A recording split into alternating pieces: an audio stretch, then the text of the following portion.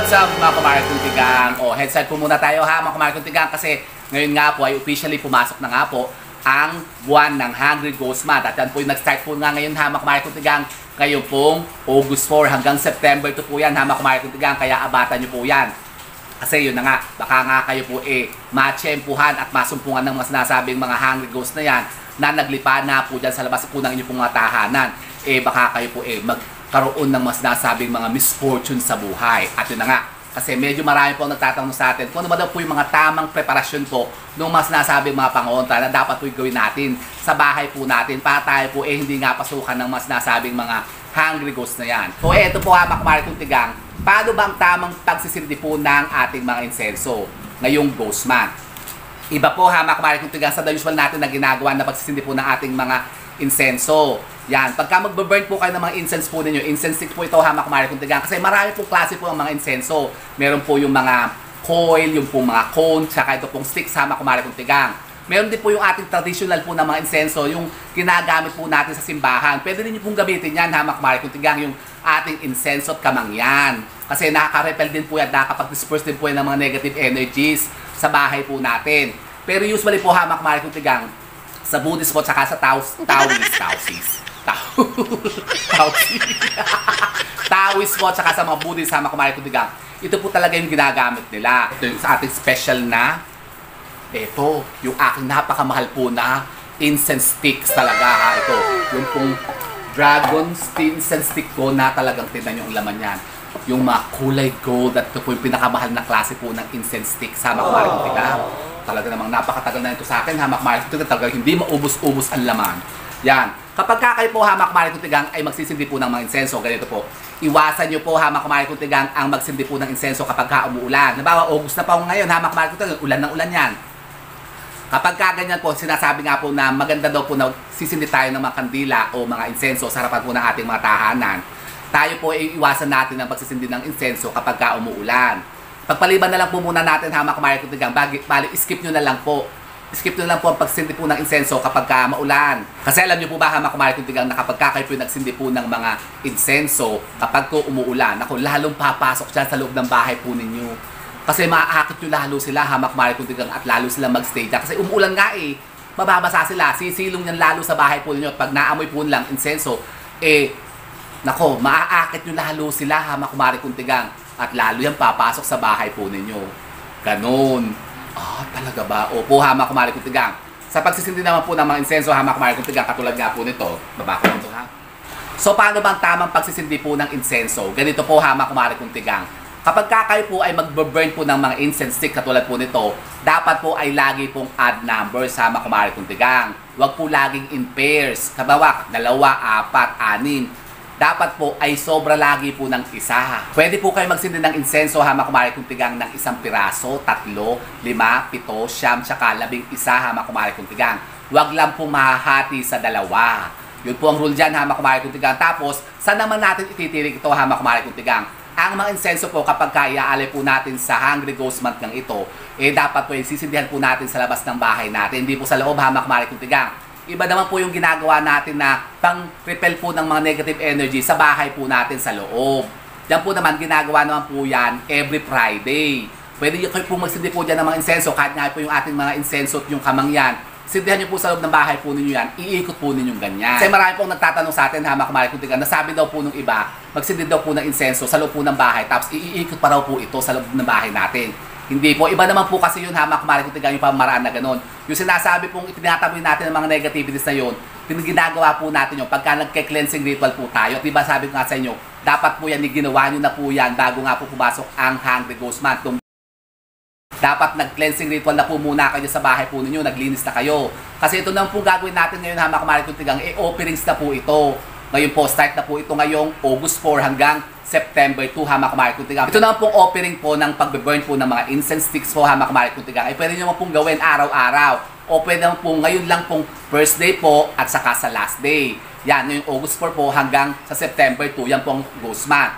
Pero ang pinaka-big day po ha mga kumare kong tigang, yung parang pinaka-fiesta nila. Yung pinaka-araw ng mga kaluluwang gutom na yan is sa August 18. Kaya dapat po tayo dyan talagang mag-prepare talaga ng bonggahan. Bonggahan? Opo, kasi di ba sabi kasi yung magpe-prepare po kayo ng mga lapyok, yung mga Diyos paper, yung pong mga fake money ng mga patay. Tapos sa mga legit po talagang mga incheck at mga Buddhist ha, mga kumari kung tiga, sila po nag-o-offer pa po ng iba't ibang mga Hungry Ghost Month ornaments. Halimbawa yung mga bahay-bahay, kotse, ganyan, yung cellphone, sinusunog po nila yan ha, mga kumari kung tigang. Pero hindi po yung tunay na hindi po yung tunay na bahay, hindi tunay na kotse. Yan po ay parang mga images lang po yan. Made of paper lang po. Yung parang yung bagay, mga parang offerings kasi. At yan po ha, mga kumari kong tigang ay nabibili po sa mga Chinese specialty store. Yan yung mga nagbebenta po ng mga ganito, mga incense sticks, yung mga Diyos paper, mga pangontra, yung mga pangsabit-sabit nga po sa mga patay-patay na yan. Yung mga, meron pa yung ginagamit ng mga banner, mga flag. Tapos yun na nga, yung sinisindihan po nila yan kapag yung pinaka-feast day na o yung pinaka-araw po ng Ghost Month. Yan nga po yung sinisindihan nga po nila sa mismo pong araw po ng Hungry Ghost Day. Yung parang pinaka-fiesta po nila. Sinisindihan po yan sa street po, hamak kumari kung tigang, sa labas po ng bahay po ninyo. Hindi sa loob ng bahay, hamak kumari kung tigang. Kaya mali po yung sinasabi na dapat daw po kapag magsisindi po kayo ng mga insenso, yung mga ganito, incense stick, sa loob ng bahay. Iba po yun, hamak kumari kung tigang, yung ginagawa natin na pagka-cleansing ritual po na ginagamitan po ng insenso. Yun po, iba po ngayon sa Hungry Ghost Month. At yun na nga po, hamak kumari kung tigang, kapag kaganyan nga pong Hungry Ghost Month na yan, ay sinasabi nga po na binubuksan nga daw po ang gate po ng impyerno, yung gate of hell. Tapos, pinapabayaan po ng mga kaluluwang gutom na yan, makapaglingering at makapamasyal, makapaggala-gala po sa ibabaw ng lupa. Para sila po yun na nga, para makapag-enjoy naman. Enjoy. Ano yun? Parang pero gano'n na makabalik ko parang may break pala sa impyerno. Aba, sosyal sila. Siyempre, kapag kaganyan po, makabalik ko siyempre nakakatakot po yun. At siyempre, kapag kaganyan nga pong binubuksan nga po ang gate ng impyerno, ano bang lalabas dyan? Di yun na nga, yung mga kampon ng mga demonyo, yung mga masamang tao, yung mga walang hiyang tao. Halimbawa, mga kamag-anak nyo, yung mga nangamatay na, mga ninuno nyo, mga kamag-anak nyo walang hiya. Sila po ang lalabas doon, hamak mari kung tigang. Pero kung halimbawa, mga kamag-anak nyo naman, o yung mga kaibigan nyo, mababait naman, siyempre, nasa langit sila. Ang pinabalabas lang po kasi kapag kaganyan, yung mga hungry ghost na yan, yung nasa impyerno, yung mga nakalubog sa osopre, sa kumukulong putik, yung mga hinihila ang dila, pinuputol. May ba ganun? Abay, opo, hamak mari kung tigang. Sila yung pinabibigyan po ng pagkakataon na makapaglingering nga po at makapamasyal, makapaggala-gala ng lupa sa buong buwan po ng Hungry Ghost Month. Talaga po, buong buwan ba yan o isang araw lang? Parang nakakatakot naman, hamak mari kung tigang. Buong buwan po yan, hamak mari kung tigang. Kasi 1 month nga pong celebration nga yan Pero yun na nga po, ang kumbaga parang pinaka-araw nga po nila ay sa August 18. Kaya yan po ang pinakamalakas na araw nila na yun na makapaghasik nga po ng lagim. Talaga ba? Opo, hamak mari kung tigang. Kaya pero meron nga, sabi ka sa inyo, marami naman po tayo magagawang mga pangontra, hamak mari kung tigang.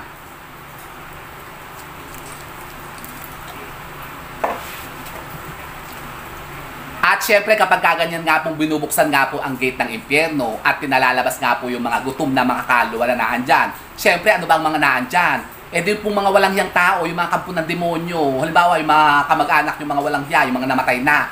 Tapos syempre naandun sila sa impyerno. Nako, may pagkakataon po sila na makabalik po sa lupa para maghasik ng lagim. Para makapag-enjoy baga. Tapos baka mamaya hamak-balik bumalik sa inyo.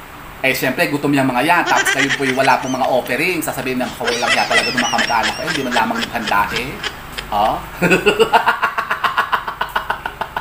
Di lalo mabubuisit yun. Tama, kumalat ko tigang Halimbawa, kasama na nga nung ugali nila nung araw, nung nabubuhay pa sila. Tapos nung namatay nga sila, nasa impyerno sila. Tapos nga ngayon pinababalik nga sila sa lupa. Parang binibigyan nga ng pagkakataon na makapamasyal, makapagliwaliw. Tapos nga pupunta nga sa bahay nyo. Tapos kayo nang po'y dead malang sa Hungry Ghost Month. Di man lamang kayo nagtirik ng mga ganito, mga insenso.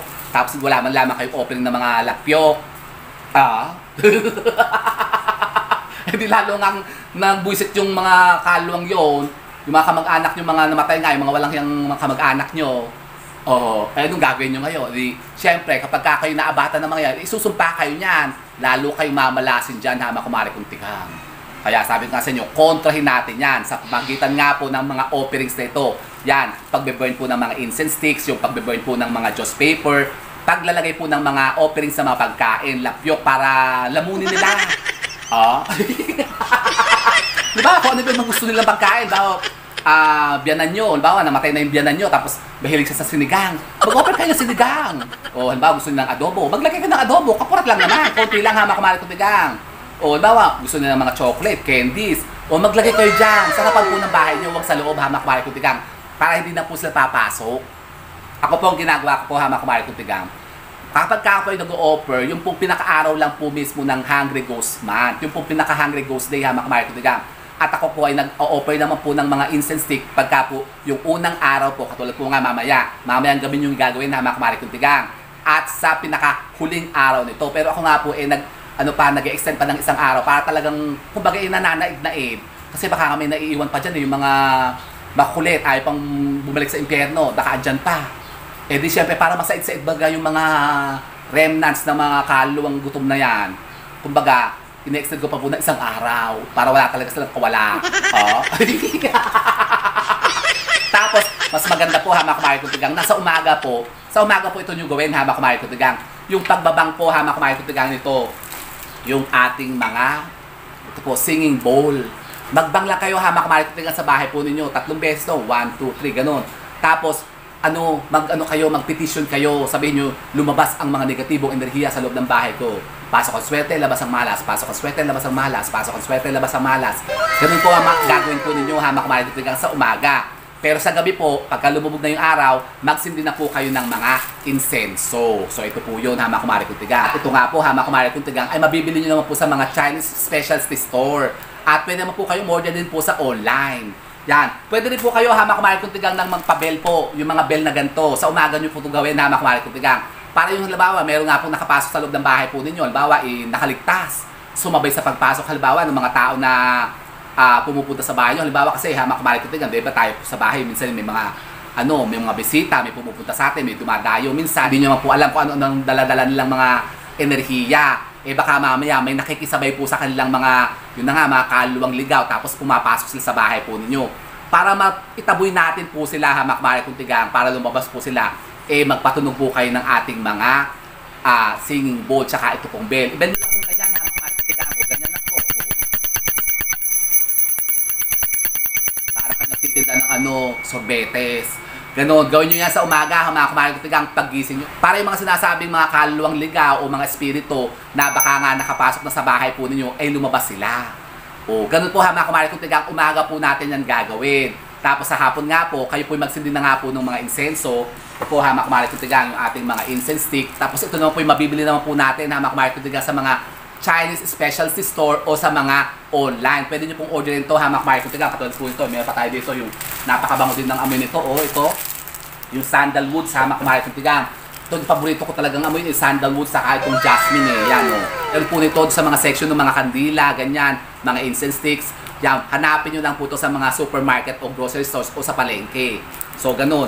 At mas mainam po hamak-malik kutigang kung kayo po makakapagtaglay at makakaatikha po nung ating napaka-powerful po na pangontra laban nga sa mas nasabi mga negativities na katulad yan, yung mga hungry ghosts na yan, yung ating pong sinukuang itim. At sa mga gusto pong makaatikha niyan hamak-malik kutigang ng ating mga legit at tunay na mga sinukuang itim, yan po available pa rin ngayon hamak-malik kutigang, at meron pa po tayong mga bagong paparating na stocks. Kaya mag-PM po kayo sa akin hamak-malik kutigang kung gusto nyo po makaatikha niyan. Katulad po nito hamak-malik kutigang, ito.